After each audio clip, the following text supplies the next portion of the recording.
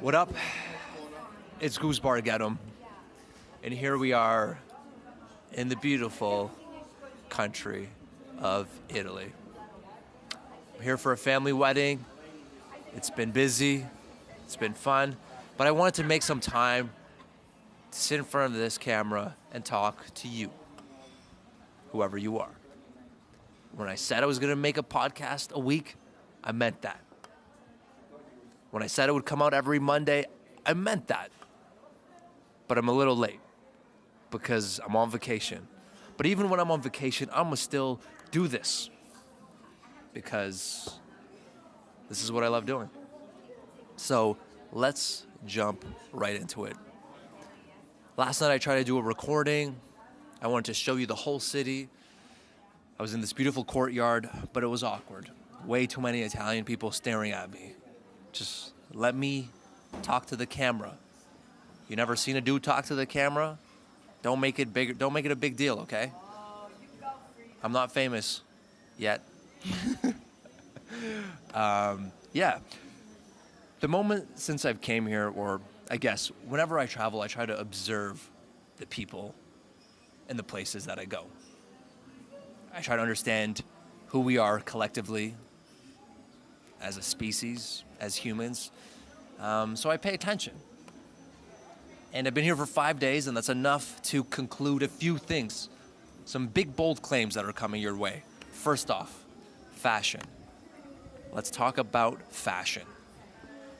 If the Italians cared as much about economics or science or technology or medicine as they did fashion, we would have the answers for all of society's problems.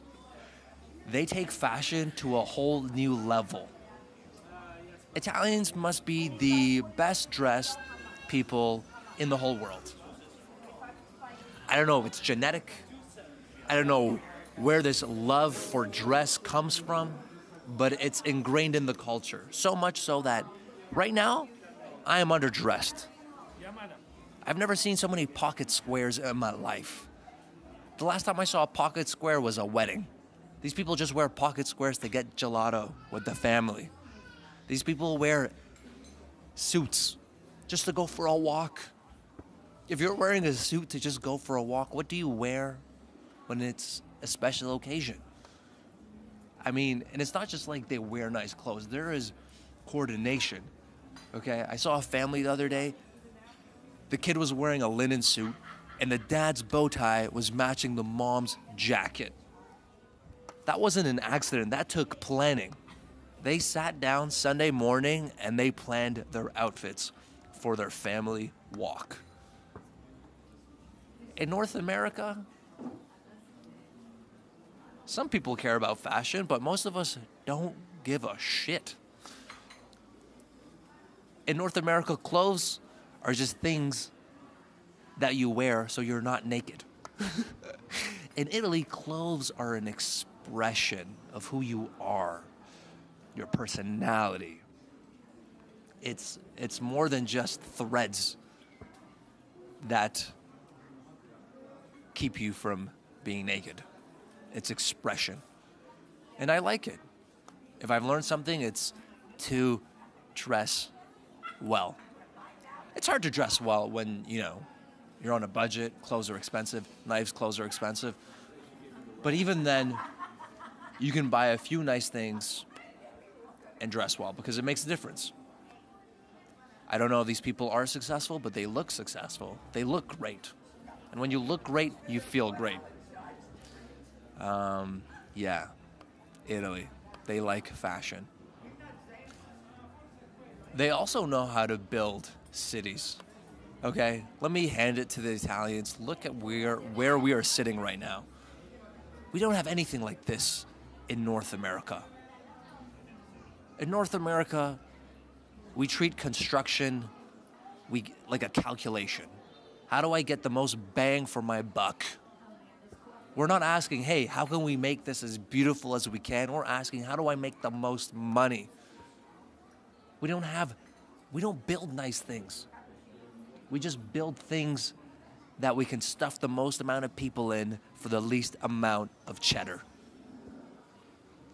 You know, can we just not inject a little bit of beauty or personality or uniqueness in the things we build in North America? Is that impossible? We have the technology, we just don't care. And I wish we did. I wish we did, because there's a lot that North America can learn from Europe, and vice versa, because nowhere is perfect.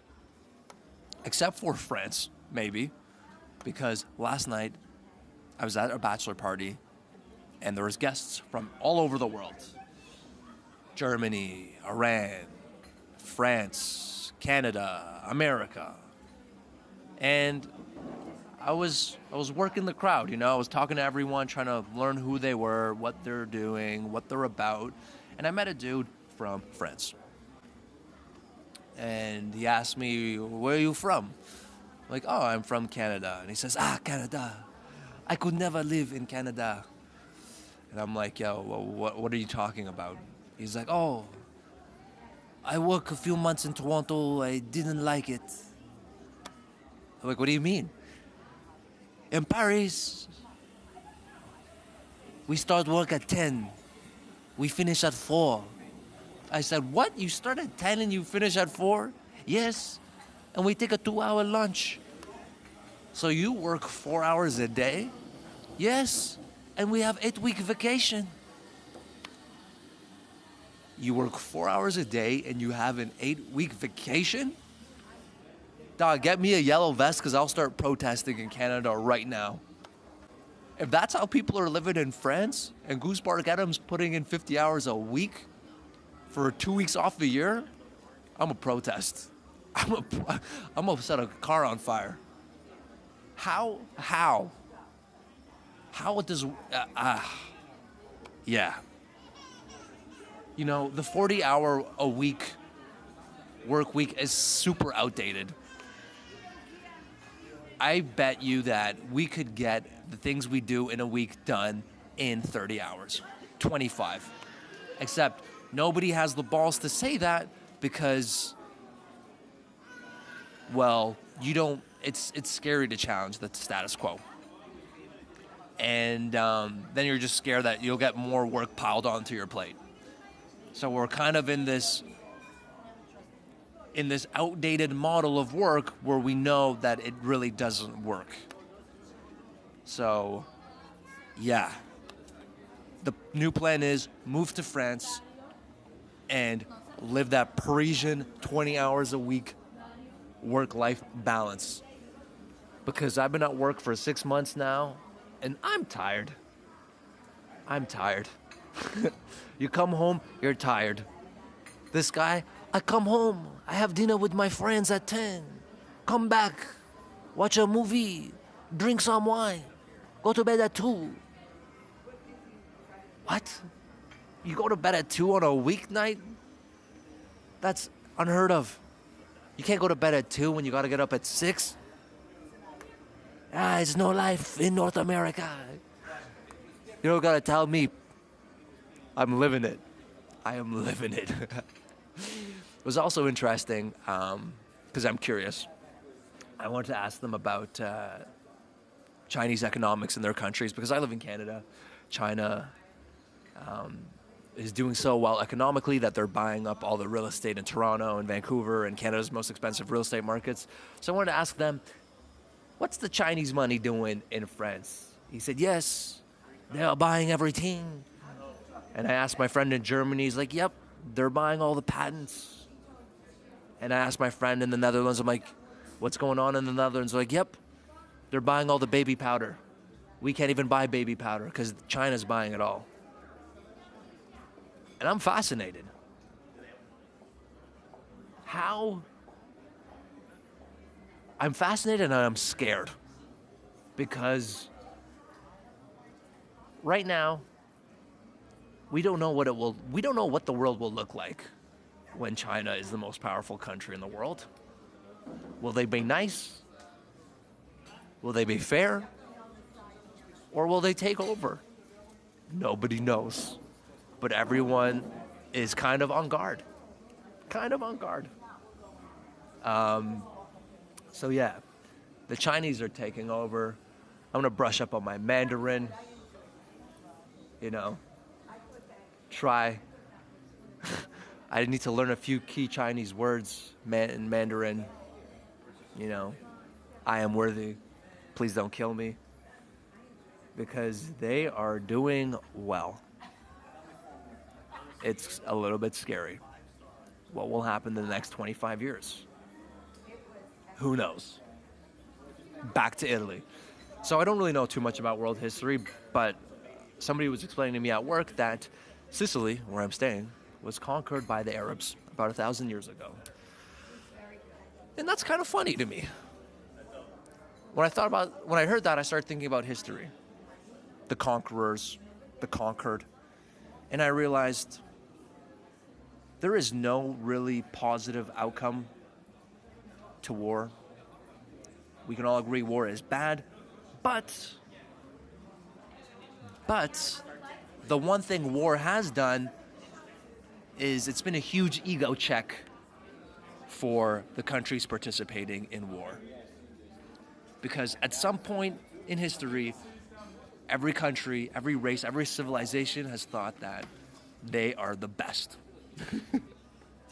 And there's nothing more dangerous than 20, 30, 40 million people who think that they're the best. You know, everybody at some point has thought they're the best, and there's nothing like an ass kicking to remind you that you're not the best. You're just like everybody else.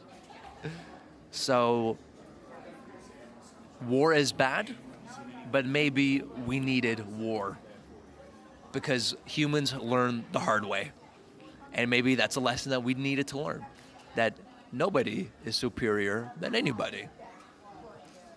I still feel like countries think that, but we have enough history to look at and see, hey, everyone's had their own fair share of ass whoopings. So keep your ego in check, everyone. Yeah, that has kind of been me so far. The question is now, do I fire up Tinder while I'm in Italy? No, I don't think I will. I don't think I will. I am tired of swiping. So I'm just going to be here because I doubt I will meet the love of my life on Tinder in Italy. Instead, I will just set up this camera and talk to you because this is what I love doing. So yeah, that's where we'll leave today's episode. I will see you next week. I might be in Florence. I might be in Venice. I might be in Rome. But you'll be there, and we'll continue the talk. Until then, get 'em.